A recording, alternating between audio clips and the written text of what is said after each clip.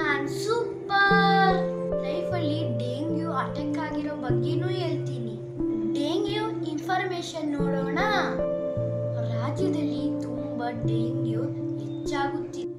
6,000 case ಪತ್ತೆಯಾಗಿದೆ. Death ಕೂಡ ಆಗಿದೆ.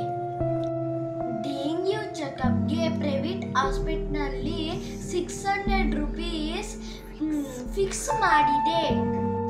ಈಡಿಸ್ ಈಜಿಪ್ಟ್ ಎಂಬ ಸೊಳ್ಳೆಯಿಂದ ಡೆಂಗ್ಯೂ ಸ್ಪ್ರೆಡ್ ಆಗುತ್ತದೆ. ಇದರ ಇನ್ನೊಂದು ಹೆಸರು ಟೈಗರ್ ಸೊಳ್ಳೆ. ಡೆಂಗ್ಯೂ ಪ್ರಿವೆನ್ಷನ್: ನೀರಿನ ಸಾಂಬ್, ಹೂವಿನ ಕುಂಡ, ಡ್ರಮ್ ಅನ್ನು ಇವುಗಳನ್ನು ಕ್ಲೀನ್ ಮಾಡಿಕೊಳ್ಳಿ. ಕ್ಲೀನ್ ನೀರಿನಲ್ಲಿ ಎಗ್ ಪ್ರೊಡ್ಯೂಸ್ ಮಾಡುತ್ತೆ.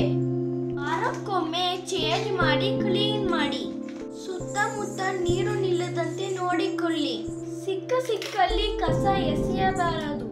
ಕಸ ತುಂಬಾ ದಿನ ಇಡಬೇಡಿ. ಡೆಂಗ್ಯೂ ಪ್ರಾಬ್ಲಮ್: ಪ್ಲೇಟ್ಲೆಟ್ಸ್ ಕಡಿಮೆ ಆದರೆ ಡೆತ್ ಕೂಡ ಆಗ್ಬೋದು. ತಲೆನೋವು, ವಾಂತಿ ಭೇದಿ, ಜ್ವರ ಬಿಟ್ಟು ಬರುತ್ತದೆ.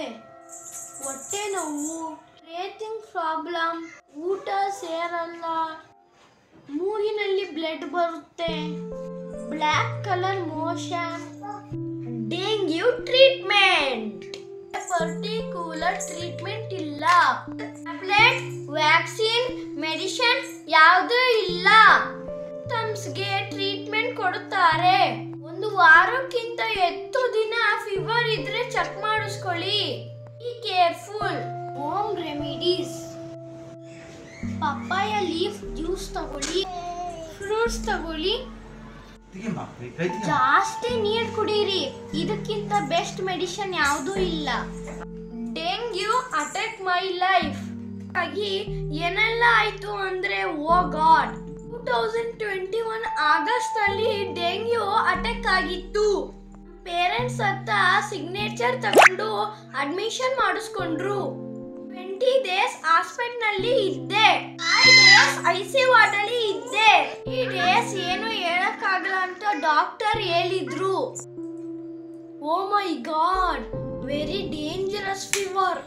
ಕಂಡೀಷನ್ ಬಗ್ಗೆ ಮಾತಾಡ್ತೀವಿ ಅಂತ ಹೇಳ್ತಾನೆ ಇದ್ರು.